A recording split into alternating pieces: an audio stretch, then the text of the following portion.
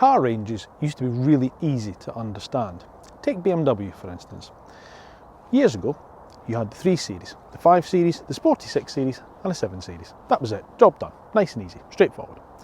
Whereas now, you've got a 1 Series, a 2 Series, a 3 Series, a 4 Series, a 5 Series, a 6 Series, a 7 Series and an 8 Series. And within that you've got Grand Coupes, Coupes, Cabriolets, Tourers, Grand Tourers, and that's before we get on to their 4-wheel drive range, which is now an X1, an X2, an X3, an X4, an X5, an X6 and an X7. And then we go to their electric range, which is an i3, an iX3, an i4, an iX, yeah. Oh, and of course they've got the Z4 as well, haven't they, the sports car. But it's not just BMW, I mean Audi are the same. I mean look at it, it used to be the 80, the 90, the 100, the 200 and a Quattro, that was it.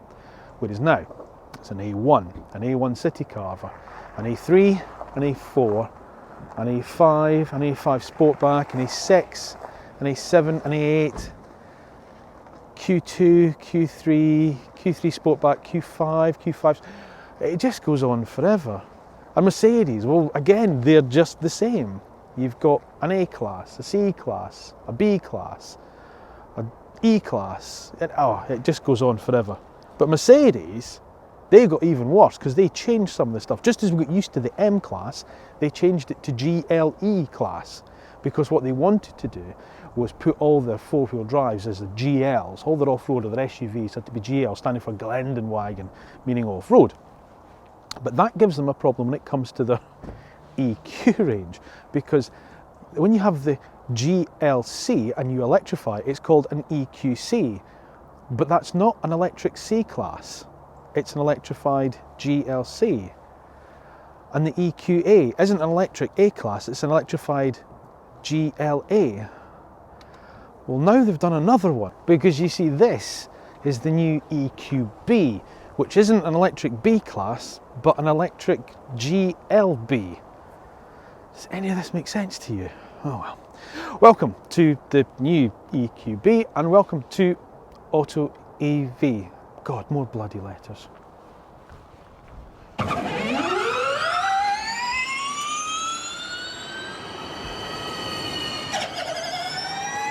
Now, before we go on to this week's road test of the new Mercedes-Benz EQB, usual housekeeping rules apply: like, comment, subscribe, pressing the bell button down below to get notified when the next video goes live. All okay with that? Yeah? Groovy, perfect. Let's get on with the show. Where does this sit in the kind of Mercedes hierarchy? Well, it's B. So of course it will sit between the smaller EQA crossover and the sort of mid-sized EQC SUV. So it's between those, sandwiched in between those two. So bigger than the A, smaller than the C. But uniquely, and uniquely almost within this class of car at the moment in terms of electric cars, it offers 7 seats. But here's a bit of a disclaimer. I've just said that this particular press car doesn't have the 7-seat option. I picked it up from Mercedes-Benz UK this morning. I was told this isn't a 7-seater car.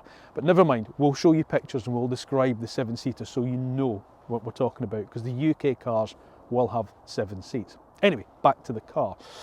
As I say, it's more of a sort of chunky off-roader rather than the sort of like the kind of crossover style that the EQA is. And I quite like that. It kind of reminds me of a car Mercedes offered between 2008 and 2015 that we never got in the UK, called a GLK. And I really always liked that little car. It was a real shame we didn't get it. As I say, it's almost like a kind of mini G-Wagon in some respects. I suppose it's designed to get people out of those 7-seat piston engine crossovers, such as the Volkswagen Tiguan Allspace and the Skoda Kodiaq. So given that no one else really offers a 7-seat SUV crossover in the EV market until Tesla give us the option on the Model Y, have Mercedes-Benz played a little bit of a blinder with this, and does it deserve your attention? Well, let's stick it through the AutoEV road test and find out. So as usual, let's start with styling. I think it's quite a handsome little car. I mean, at the front it's got your usual Mercedes EQ telltale signs, the blanked off grille. As I say, it's based on the GLB, which we get here in the UK, which obviously has the big kind of grille here. And obviously depending on the spec, or depending on whether you get 1 chrome strip or 2 chrome strips, I will come on to specifications later, but as I say, please remember, this is a German specified car that I've been loaned today, so what you see may not be what's available in the UK. Anyway, back to the car. Nice kind of LED headlights, you've got your kind of blue flashes within them as you'd expect, because it's electric and everybody seems to think that everything has to be painted blue if it's electric. Don't know why. Disappointingly, some kind of fake kind of vents down here, and you say, well, they've blacked that off because that's what you'd get on the piston engine car, but they're fake on that too, so a little bit of over styling down there in my opinion, but there we go. Yeah, but you've got that kind of nice kind of chunky square off-roader look, as I say, and I quite like that, and it's nice. And then of course around the side you can really see that sort of boxy mini G-Wagon look to the car, which, as I say, is perfect for the fact that it has that third row of seats, except this one doesn't. But as I say, we'll come on to that. This car's optioned up with the 20-inch wheels. Now again, there's two trim levels coming to the UK, which we'll discuss later on, and they'll have either 18s or 19s as standard, but these are the optional 20s that's on this German spec car with the kind of bronzed centre them, which I quite like, so I hope they do make it, even if it is on the options list. They're quite nice. Your typical kind of EQ badging as you'd expect there, but nothing then superfluous down the side, nothing that you're not really needing.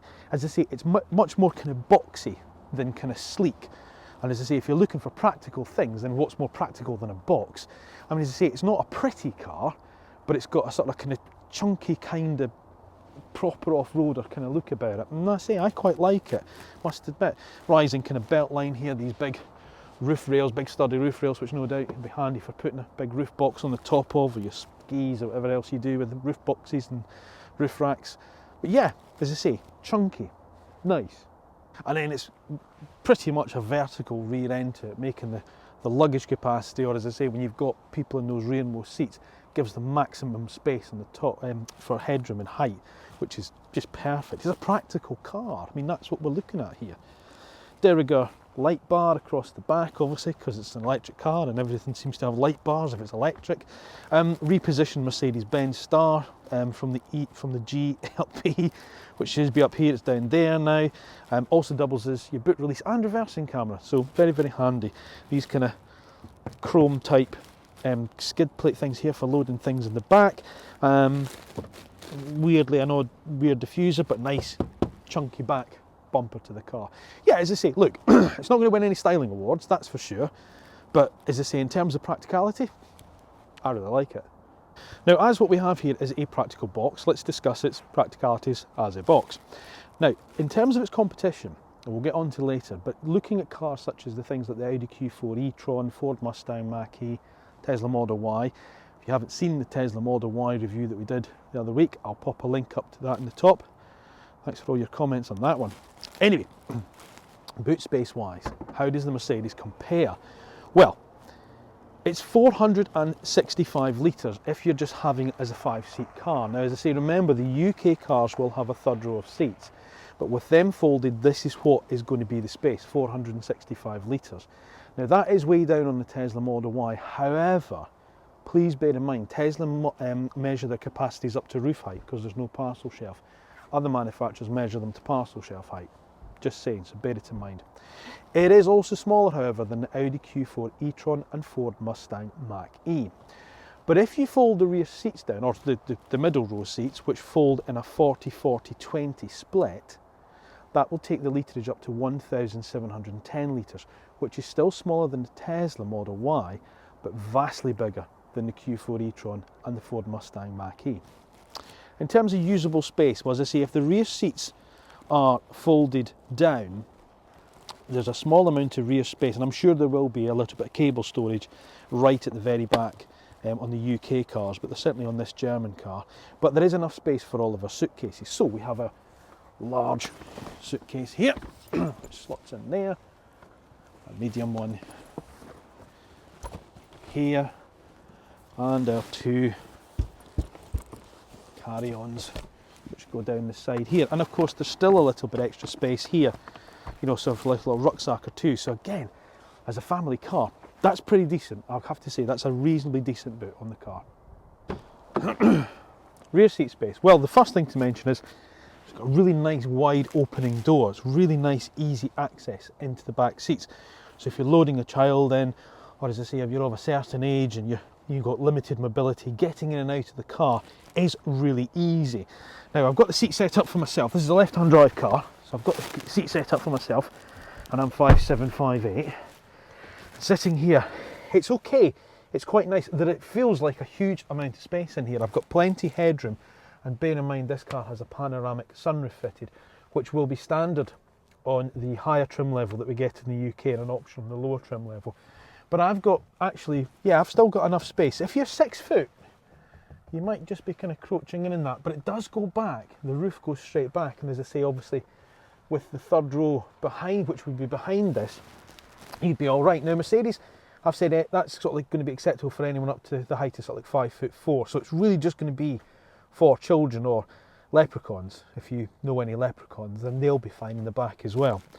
With the rest of the car, well, it's okay. I mean, the batteries are underneath the car, so it has got that kind of thing of pushing the floor up a little bit. So I feel like my legs are forced up a little bit here, but what I do have is a really good view forward. It's got that kind of almost stadium seating like you get in the Polestar, where you tend to be able to look really well into the front, and you sit at a slightly higher height.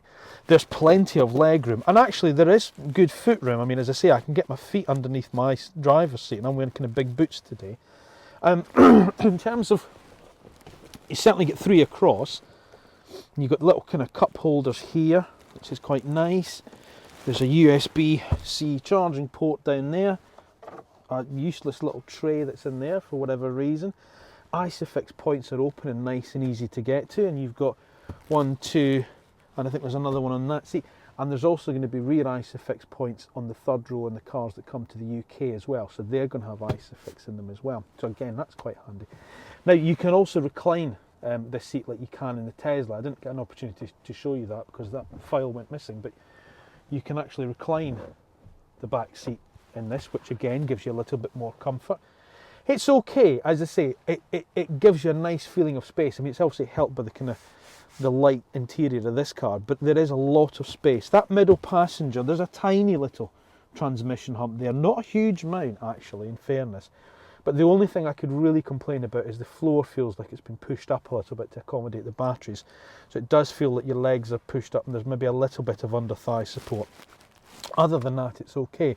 You've got good big door bins with bottle holders, mat pockets on the back seat, and as I say, the folding armrest, the cup holders. So yeah, it's all right. As I say, I wish I could show you a 7-seat car, but them's the brakes, folks.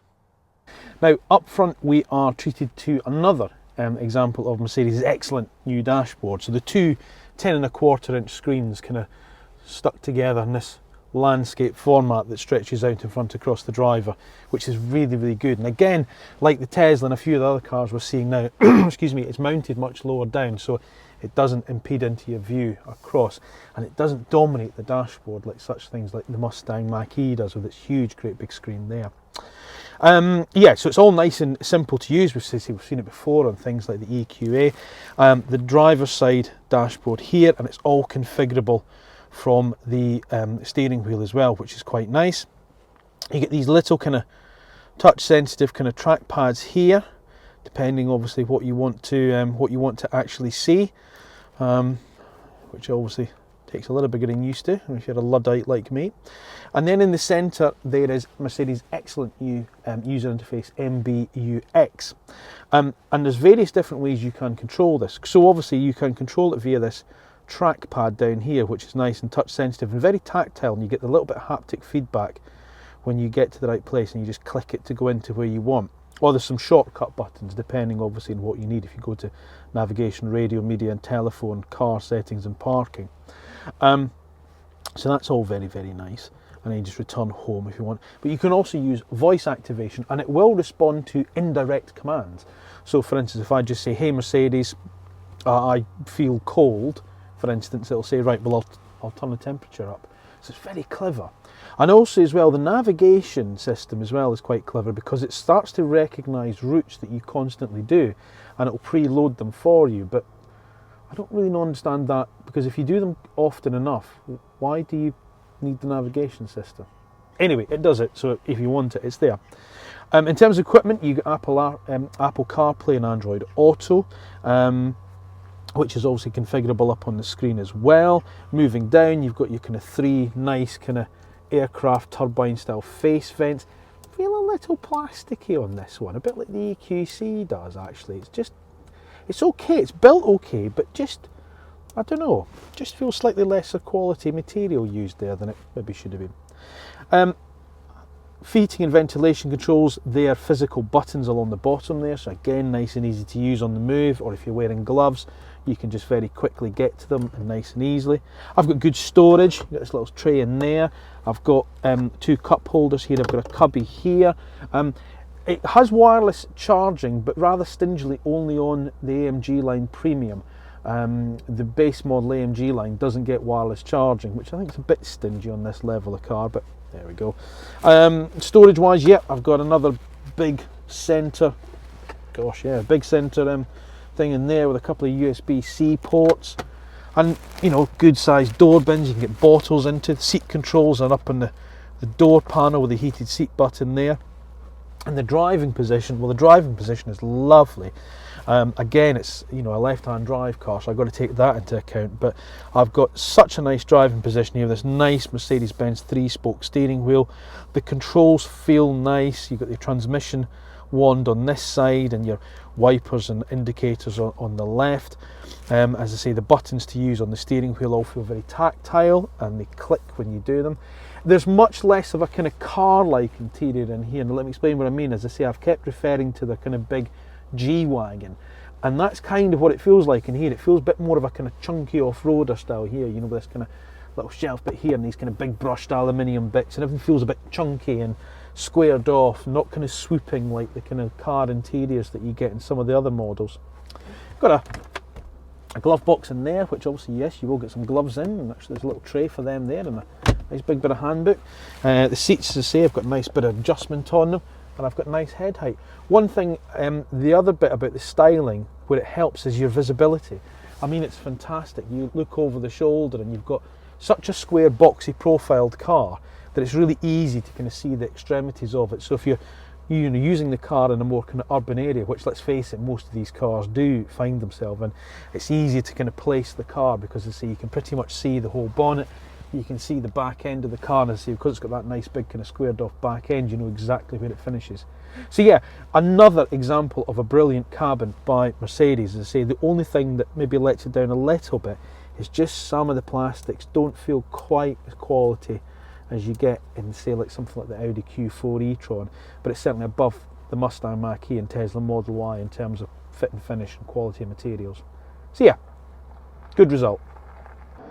Now, for the moment, the car is coming to the UK in just a dual motor form, so in other words, all-wheel drive, and it's got one battery size at the moment, which is a 66.5 kilowatt-hour battery. Now, that should give, according to WLTP figures, a range of up to 257 miles. I'm filming this on a December day. It's relatively cold at the moment, and with just under a full charge, the car was showing just over 200 miles, so probably somewhere between the two, depending obviously on conditions. Now, charging it, well, that's done from obviously the port in the back here, and obviously standard CCS charging, and it will take charging speeds of up to 100 kilowatts. Now, that's a little bit less than some of the competition, but it still does the benchmark 10 to 80% in 30 minutes. What it does have, however, is a standard onboard 11 kilowatt charger, which means if you have the more sort of like, faster 3-phase electric power supply to your house with an 11 kilowatt wall box, then it will do 10 to 100% in just under 6 hours.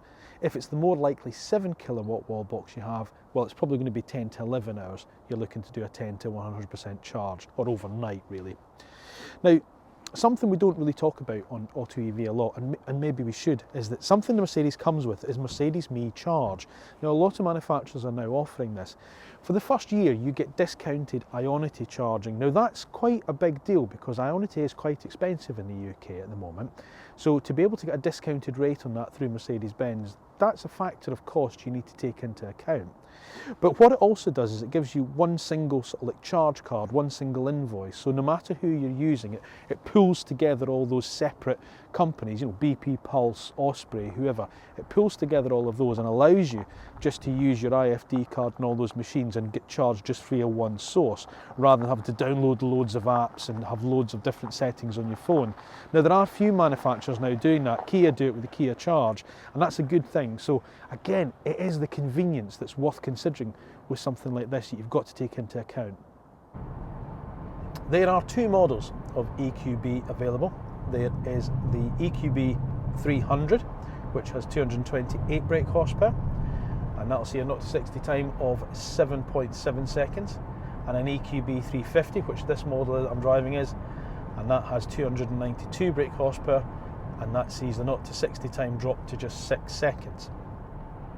Now, in terms of the performance, you can obviously alter how the car feels, like most EVs, because it has different driving modes, and that's activated by this little button down here. There's a little scroll wheel called Dynamic, and if I go into that, then I have things like Eco, and that's the speed's limited, and it's, you know, just sort of like eke everything out to give the last sort of like miles, and things will start to kind of shut down. There's a very dead sort of throttle response in that mode as well. I mean, you push the throttle and it feels like nothing's really actually happening. So that really is a kind of get you home style of mode. Then there's comfort, which I have to admit is pretty much where I've had the car in today, and that is just nice.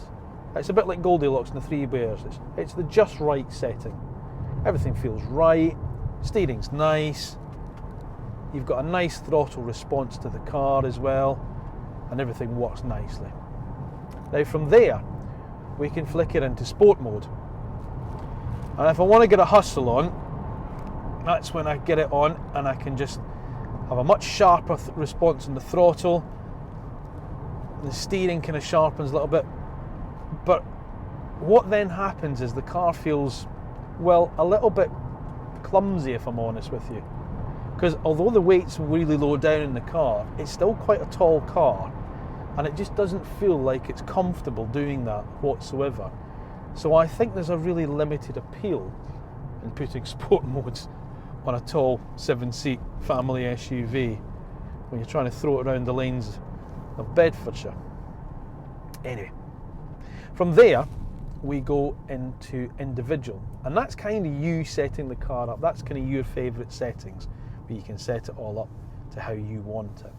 And that's fine, that's exactly what, if you've got the time to do that, then by all means. But for me, I must admit, I quite like how Mercedes have got it. So I flick it back into comfort mode, and the car just settles down, and it just seems to work really, really well. From a term view of brakes, this is the one area where I have to say I've found it a bit disappointing, if I'm honest with you, which is odd for a Mercedes-Benz and me, because I've normally found the brakes to be absolutely fine. But for some reason in this car, there's a little bit of deadness in the first application of the pedal.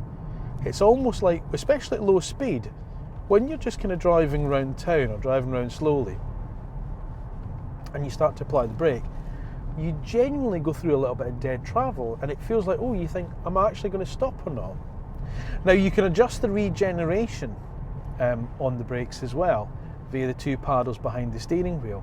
But oddly, it's the kind of other way around. You'd think it's the plus paddle to add regen and the minus to take it off. Not in Mercedes.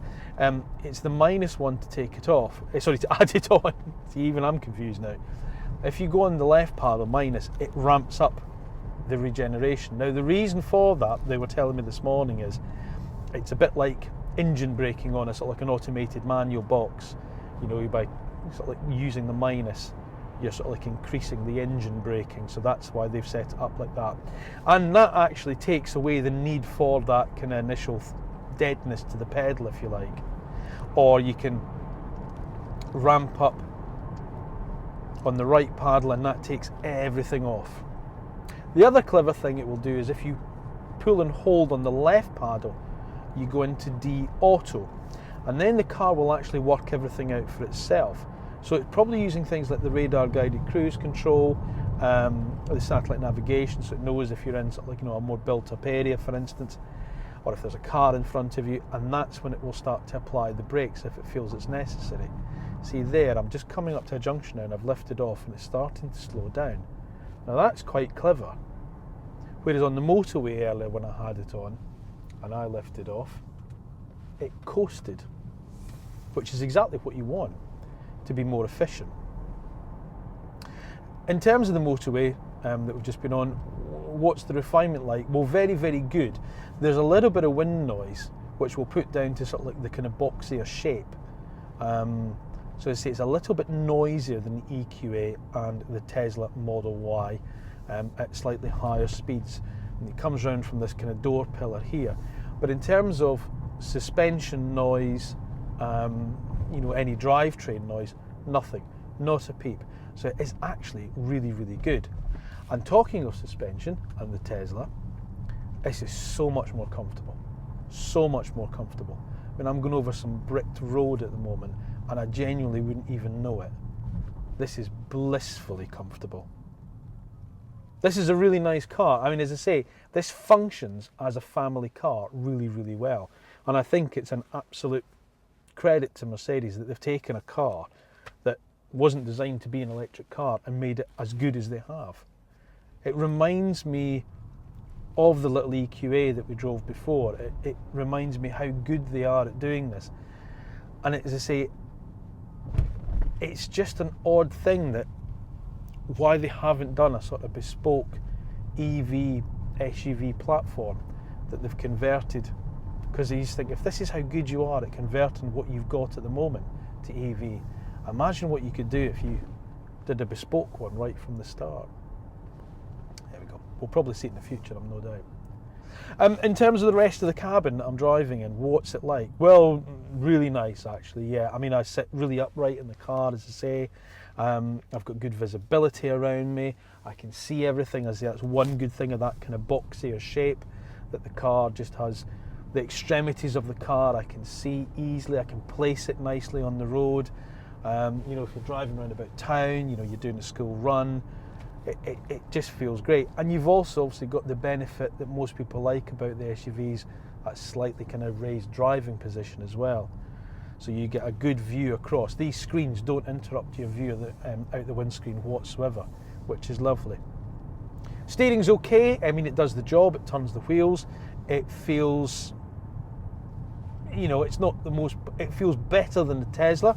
It doesn't feel as artificial as the Tesla, but it's not as, say, precise, and it's sort of like as nice as some of the other cars that I've driven. So it's somewhere in between the two. But again, what are you going to use the car for? That's the thing you've got to ask. You're not going to be doing any track days, are you? Are you? Odd. As well as the different driving modes in the car, you obviously have the usual safety systems that you'd expect, lane keep assist, radar guided cruise control and such like. That's an option, which I'm a little bit shocked at, if I'm being honest with you, with a company that's as focused on safety as Mercedes-Benz is. I am a little bit surprised, even at this level of car as well. 50-odd thousand pounds, and the driver assistance package is an option. So it's a little bit of a black mark there, I think, Mercedes.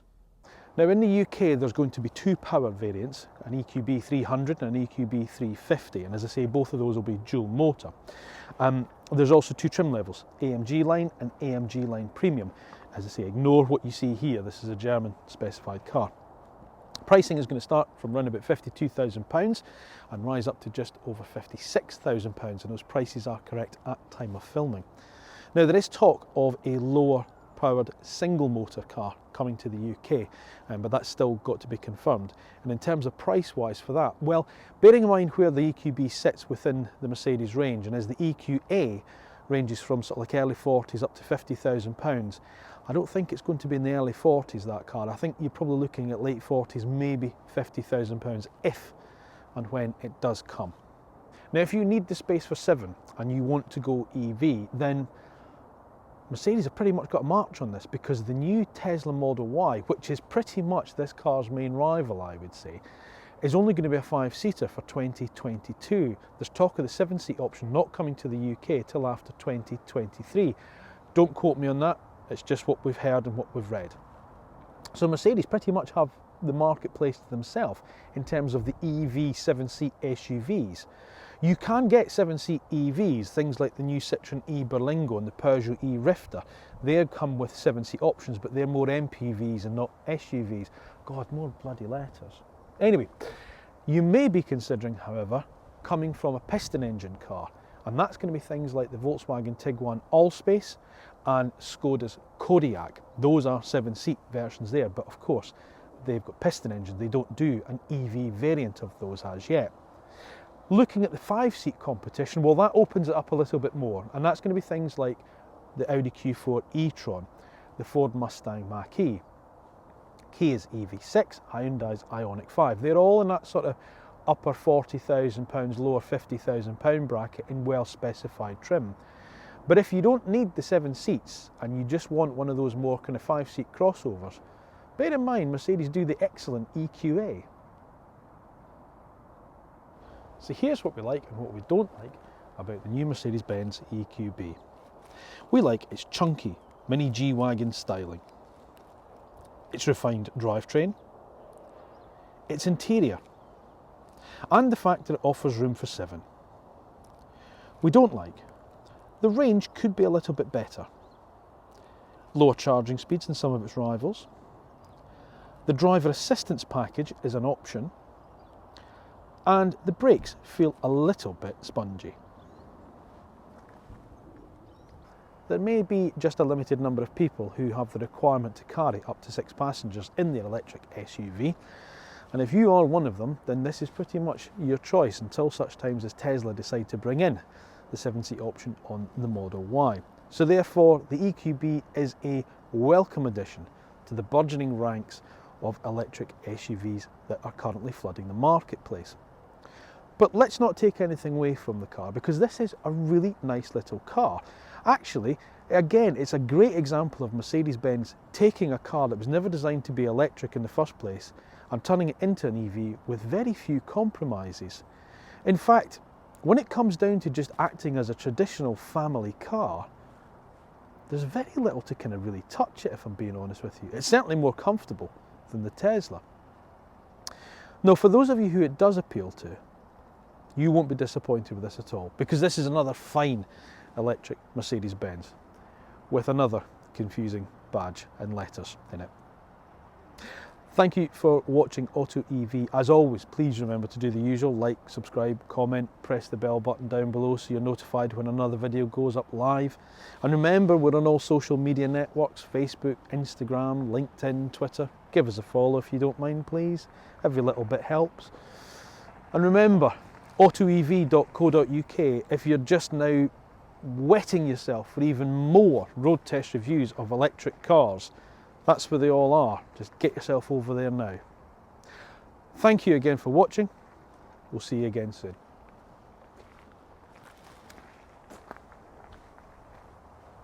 So, you've watched our video. It's now my job to tell you to like and subscribe and press the little bell button to receive notification of when our next video is uploaded.